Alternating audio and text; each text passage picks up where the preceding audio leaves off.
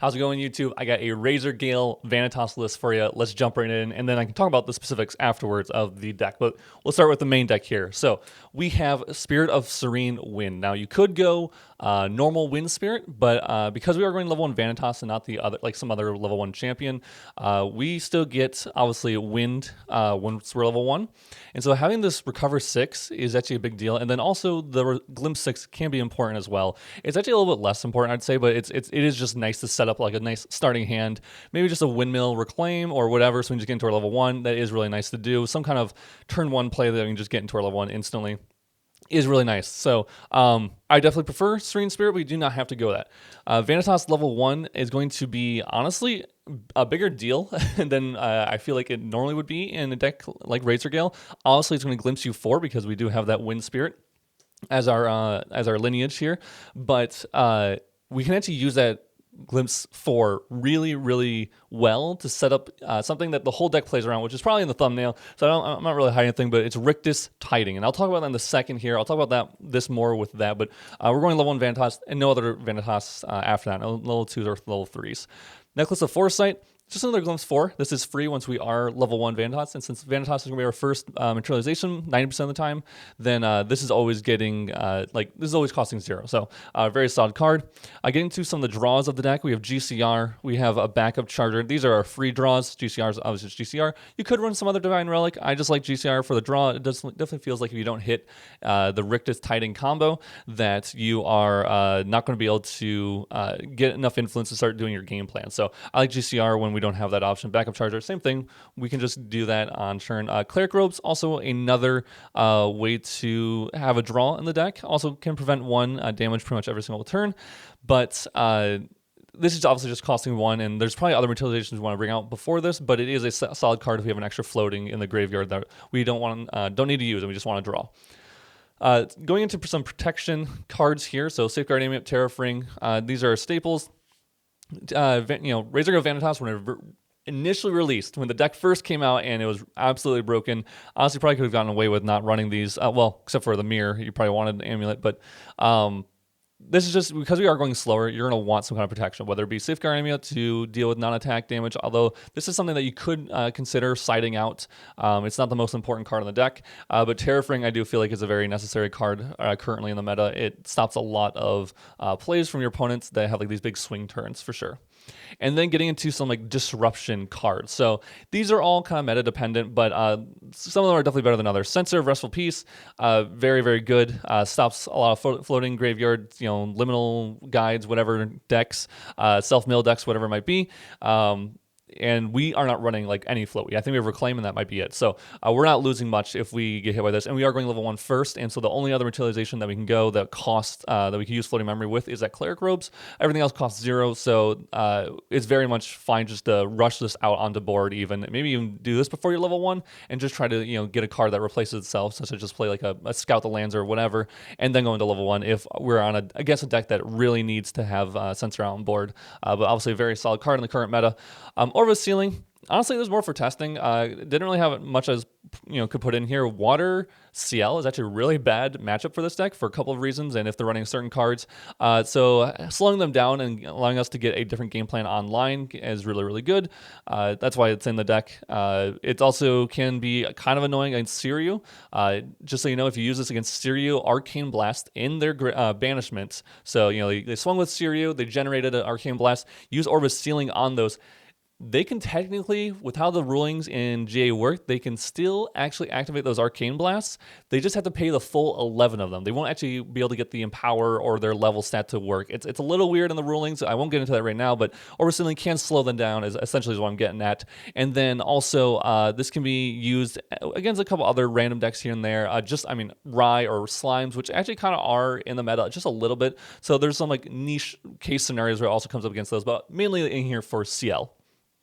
Nullifying Mirror and Viridian Protective Trinket. So this is our Wind Hate. This is our Water Hate. This one, again, is one of those cards that if you're not seeing a lot of mirrors or a lot of wind players in your meta, then you probably could get rid of Nullifying Mirror. Viridian Protective Trinket, like I said, Water CL is one of our harder matchups, so just having some way to stop being completely shut out by their negates so you can have bigger turns is really, really nice. That's just there's not really much else I would put in here. I can get into a little bit of the sideboard talks later on, but I mean, you could run like something like Bulwark Sword just as a way to help push your, push some damage or kill off some allies, whatever it might be. But that's what I like for the deck currently as far as material deck goes. Let's jump into the main deck though. All right, so the number one card in the deck, the bread and butter, the thing that makes this whole deck tick, which is Rictus Tiding. Now, Rictus Tiding is a really, really cool card. If you don't know what it is, it says it's a 2-cost fast action cleric skill. So already that's, fast action cards I feel like in this game have really, really powerful, or are just powerful inherently because you can play them at any time, and with obviously stacked based game that can be really, really strong. In this case though, this card does reveal the top 2 cards of your deck. If the total reserve cost of the revealed cards is 8, put both of them into your memory. Otherwise, put one of them into your memory and the other on the bottom of your deck. So at worst, this is a 2-cost fast spell that we can play that replaces itself, and at best, it actually pluses us 1. And in this deck, we have several ways to set up the top of our deck so that we can get that +1 way more easily. The way we do it in this deck is running a bunch of 4-costing cards. That's actually surprisingly easy to do in Razorgale. That's why this works so well. Like I was mentioning earlier, we do have that Necklace of Foresight and Vanitas level 1 to give us these glimpses off of these. So we can go Vanitas level 1, Glimpse 4, see if we have 2 4-drops on the top of our deck, set them up, and then in Recollection still play this and reveal both of them, and then draw them both into memory. I'll get into the 4-cost cards here in a sec, but right now I'm going to talk about the cards that set up Rictus Tiding here. But these 2 cards set up Rictus Tiding, and then some other cards that can set up Rictus Tiding. This doesn't come up as often, but I'll move these out of the way here. Is 3 Visits. So 3 Visits is a really, really strong card. Obviously in Razorgale because you get to activate it multiple times in a row, but the problem is it is slow to do so. Like it's not that slow speed; you can do it at fast speed, but because you have to rest your champion as part of cost now because of the errata. You don't need to have a 4 of this. It can technically set up Rictus because you get to Glimpse 2, so you might be able to see 2 4 costs there. But honestly, it's probably not occurring. So this is mainly in here for some Razorgale triggers and just a little bit of recovery and a little bit of Glimpse. Fairy Whispers can actually set up Rictus Tiding here. This is a card that obviously played in a lot of win decks. This is really, really, really, really solid in Razorgale because it's a 1-cost card that replaces itself. That is a win card that allows you to trigger Razorgales. And in this case, it also allows us to set up Rictus Tiding pretty easily. Won't talk too much about Fairy Whispers. It's a really solid card. It allows us to search and dig for what we want. Another card here that is a great card for Rictus Tiding is Scout the Lands. So Scout the Land is you get to look at the top 4 cards and then draw a card, and put them back in any order and then draw a card. So this allowing us to see 4 allows us to see if we're going to hit a Rictus Tiding. Often I go like turn 1, play Scout the Lands, or on their end step of my opponent's end step, Scout the Lands, see if I'm going to hit a Rictus Tiding. If I do see I can hit it, then I will level up into into Vanitas level 1. And then play, in response to this on enter, play a Rictus Tiding, draw 2 in the memory, and then get the glimpse off of this. Maybe bottom the 4th card from Scout the Lands. So I drew 1 from Scout the Lands, drew 2 from Rictus, and then I'll have 1 left on top that I know is there, and then get to see 3 more, and maybe set up another Rictus in my main phase, or at the end, Rictus Tiding in the future, whatever it might be. So that's a really cool combo. Works with Necklace of Foresight as well, the exact same way. Just a very, very solid card. A really good way to dig in our deck as well. We have lots of ways to dig down into our deck and lots of glimpses. Really quick, obviously, I'm just going to talk about this card because it was in here. Just Veiling Breeze, we're on 4 of because we are running a Razorgale deck, and there's also another 1-cost card that can be protection. This obviously gets turned off by Nullifying Mirror, so we are on a couple cards to deal with that. And honestly, I probably would side more or even just put more in the main. But let's move on to the 4-costing cards. So obviously, the best 4-costing card is Razorgale Calling. This is what we want to see 90% of the time. It's a really good card. The really cool thing about most of the 4 costs in this deck is that they are actually cheaper than actually 4 cost. So they say 4 cost, but they have some kind of reduction. Razorgale costs 2 less if you are Cleric. So since we're going level 1 pretty much instantly, this is going to be only a 2-cost card, but we get to draw off of Rictus Tiding because it says it's a 4 cost. We are on 4 Cyclical Breeze. Obviously, if we are against a Nullifying Lantern deck, this is kind of a bummer because we are not able to get this effect, but it is a 4 cost and it costs 2 less if we are Cleric or Mage, and we will be Cleric. So there's actually a 2-cost card that we get to draw off of Rictus Tiding. It's a really, really cool card. I have a 2 of Galestream Insight. This is kind of a unique card, but Essentially, what this card does is allows you to look at the top 6 cards of your deck and reveal a spell card. And then if you do, you put that into memory and put the rest on the bottom of your deck. This is not a card to set up Rictus Tiding, but it is a 4-cost card that allows us to be part of Rictus Tiding to draw, and then allows us to dig for what I have done 90% of the time, which is Razor Gale. It's really, really good. Getting a Razor Gale online in Razor Gale Vanitas is probably the most important thing. So allowing us to dig 6 deep and hit a spell card, and if we don't hit it, there's lots of other spell cards we can hit, so I haven't missed on this ever or anything like that. But this is a 4-cost card that if you're Cleric, it costs 1 less, so it's a 3-cost card, and it can cost technically 2, because as memory 4+, this costs 1 less as well. That doesn't really happen. I don't have that coming up as often, though obviously just making cost 3 does occur. It is kind of a bummer that it is both slow speed and draws into memory. Otherwise, I think this card would be very, very strong, but that's why it's only a 2 of, but it is a 4-cost card for Rictus. That is a common occurrence you will see here. Spell Shield Wind. Another 4 cost. Technically costs 3 if we are Cleric. It allows us to give a spell shield in this deck. A lot of big attacks or big, damage coming through all in one instance. So spell shield Wind is really, really good for that. That buff effect that you get from, like, if you block 3 or more damage with this, it puts a buff counter on an ally you control. Doesn't really come up. I've had it happen once. It actually won me the game, so that's pretty cool. The last 4-cost card, there's 2 more 4-cost cards, and I'll talk about them right now, which is Acolyte of Cultivation. Technically, if you play a spell, and this could be something as simple as a Fairy Whispers and a Recollection, this can cost 1. This is really cool, and so we can play these onto board and get their effects for, also just put a 2/3 on board for 1 is really, really solid. Costs less since we can get that class bonus on it. Really cool 4-cost card, and pairs really well with Ace and Protector. So Ace and Protector, a really, really solid 4-cost card. And if we played a spell in our Recollection, we can drop a Acolyte of Cultivation, attack with it, deal 2 damage to the 2 or 3, so they're probably not going to kill it off when it attacks, and then we can drop an Ace in and pick this Acolyte back up, and then play it again because it costs 1. So most likely we have the ability to do that. Really nice little combo with Ace in. Ace in obviously just really strong with stuff like Windmill Engineer, which we do have in the deck, and technically one other card, but it's usually not what you're playing with. But obviously just mainly a 4-cost card that we can do. And actually I forgot, one of the most important 4-cost cards in the deck, like I was mentioning earlier, is this Unbroken Mustang. This is a card I would consider actually running more than just 2 of. I probably would actually bump it up maybe to 3 in the main, or definitely at the very, very least, I would have 2 more in the side. Nullifying Mirror, Nullifying Lantern, both of those cards are actually pretty detrimental to this deck and getting synergies online and really starting to, play to its biggest strength, which is cycling cards with Cyclical Breeze and Veiling Breeze.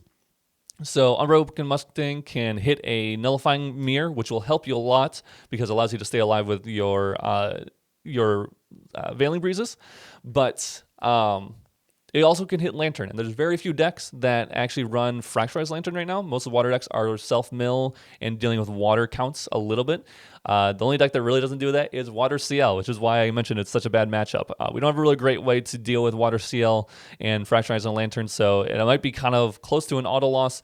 You kind of hope they're just for some reason not running Lantern. Maybe not running game 1, and hopefully that game just took long enough to where in game 2 and 3, or it didn't really matter or something like that. Or maybe just able to get a cheeky win in games 2 and 3 by putting enough allies on board with those Asins and those Acolytes just to push some damage. Would be probably the secondary game plan. But Unbroken Mustang, very, very good card. It is a heavy costing card, but it's very important to keep our win con and strategy alive. Okay, now we're going to talk about some other spells. These are kind of just extra spells that kind of help facilitate game plans. Reclaim, we do run Windmill Engineers. That's pretty much all it is in here for. It's pretty cheap. Could cut this down to like 3 if you just wanted to play less of this card. But often just even playing some other ally and just picking it back up with Reclaim so we can go into our level 1 it's just kind of worth it just to use that floating memory. It's honestly a card I would consider like cutting and try to figure out something else. Expeditious Opening is a 2 of. It works well with a lot of cards in the deck. It is a Cleric spell, so you can do this in your Recollection or even do it at your opponent's end step and then flash in the Acolyte of Cultivation. But mainly you can just do it with the Windmill Engineer on like your turn 1. Kind of works the same as Reclaim and Windmill Engineer. Not exactly the same, but it is similar. And then also it's really cool because it can set up stuff like fast action asins, which doesn't usually occur, but we can get to a pretty big influence where we can play some kind of silly tricks on our opponents, and that is one of them. Or flashing in a Mustang when they might not expect that to be the case, and so they might be able to fracturize that lantern like they wanted to, or use nullifying mirror like they want to. So little silly cases we can use with Expeditious Opening. A single stifling trap, kind of just in here, as if we have it and it's a really good stifling trap, then cool, we can use it. Honestly, it feels a little lackluster against a lot of, even if they do Dungeon Guide, because we're not killing them so fast where this matters. We're usually, even after the level 3, that's when we're killing them, and so it didn't really feel like this mattered too much. But if an opponent's game plan really focuses on them getting to level 3, then obviously Stifling Trap can be really good. And if it's setting up a kill, if this, obviously is going to trigger Razor Gales and keeps them at a lower level for one more turn, then it is worth it. I'd probably side at least another one. 2 Zephyr. So this is kind of an interesting card. Zephyr is really good. Obviously, if someone pumps up a sword and goes for like a Hone Rending, or they're on the sword, I can't remember what it's called. I never always forget its name, but it's a sword that basically gets more damage per durability counters on it. Then this can Sword Saint's Vow. Hey, I remembered Sword Saint's Vow. This can get rid of that for the turn, so you're taking a lot less damage. But honestly, I also put it in here because, again, if a Water Vantas for some reason is on Vapor Jet Shield, this is our only way to remove that, so we can actually start hitting them for damage, because Razor Gale has had and even in the past, had a very tough time with dealing with a Vapor Jet Shield on an opponent. Same thing with a Magebane Lash from a Nico player or something like that. So Nico player usually actually ran both of those. So Zephyr is like the must-have just in case they are on something like that. A single Dominating Strike. This is just because I wanted a card that could cost 0 and utilize our champions kind of like a 4th 3 visits, because it is resting our champion part of cost. So if we don't have a 3 visit in our graveyard, in our banishment, in our hand, then we can Dominating Strike for most likely 0 and deal 4 damage. And it's pretty nice to do that. It's just a cheap way to also trigger our Razor Gales potentially. A single Turbocharge. We dig so much in this deck that we'll probably hit this 90% of games, and the 10% of the games where you don't, it's not that big of a deal. We have other ways to plus, mainly with Rictus Tiding. And we have that backup charger, so that's the only reason why it's in here. 2 Nocturnal Blossom. So this is actually a really fun card. I actually really like this card. It's not great against CL because they can just ping it off because it has stealth. It's a lot of bad things when it comes to water CL specifically for this matchup. So I will mention that as its worst matchup. If you play against that, it's probably a loss, but that's okay. We take what we can get as really good matchups across the board against a lot of other decks. But Nocturnal Blossom essentially is a 1-cost 0/1 ally. That's stealth, and then our end phase we recover 1. Helps with, like, if we get Veiling Breeze turned off and we're trying to look for that Mustang, it can help kind of keep us alive a little bit longer. It's also, you can just play this, then pick it up with Asen and then play it again. It's just kind of a decent Asen target that just kind of sits there on board and just sits in the corner. This is actually one of the times that I used that Spell Shield Wind and actually buffed one of these blossoms to swing for 1, and it actually did win me the game. It's kind of funny. Windmill Engineer, we're on 4 of. Really solid turn 1 open. Just really good. Obviously, everyone knows Windmill Engineer in a win deck is really good. There's not much more to talk about it. It gets us through our deck cycles a little bit, puts an ally on board, good with Asen. And the last card of the deck is 2 Dream Fairy. This allows us to deal with Majestic Spirit, maybe a Shenju ally, because we can just pick this deck up with Reclaim and play another one if they negated the on enter. But also it gets rid of like Paladins, it gets rid of just these allies that are annoying and sticky on board, or like a Cheshire Cat also. Very important for that. So that is the last card of the deck. That is the deck, guys. It's Razor Gale with a little bit of a twist. I really like it. The Rictus Tiding. If you hit a Rictus Tiding in this deck, it is like the best thing for the deck. Once you hit 1, it feels like you're going to start hitting more, because you're going to start getting rid of more of those 4-cost cards from your deck and start finding more of your Scouts and your Pharaoh Whispers, and obviously you're plussing, so you're able to get through your turns more easily, and it allows you to set up future ones more easily as well, it feels like. So really fun deck, really solid. The detriment to this deck is Nullifying Mirror and Nullifying Lantern. If they're on both, it's going to be a very hard matchup. That's why we definitely would run 2 other Mustangs in the sideboard, if not another one in the main, honestly. And maybe I'd cut like a Reclaim or 2 to fit 2 more Mustangs in, honestly, because that's how strong it is to have that in your deck. And also it can deal with stuff like Inert Swords, which are really popular right now, right? So if you blow up their Inert Sword, you blow up their Sword of Shadows, it can really hurt their game plan as well, because the Cheshire Cats don't do as much. They can't do, if they're in Crux, they're not going to do some kind of Ascension or Ghost of Pendragon thing. So honestly, I probably would bump up the Mustang count in this deck. But that's it, guys. Really like the deck. It's really, really fun. Try it out at your locals. It's really strong, especially if no one's expecting it. And I will see you guys in the next one. Peace.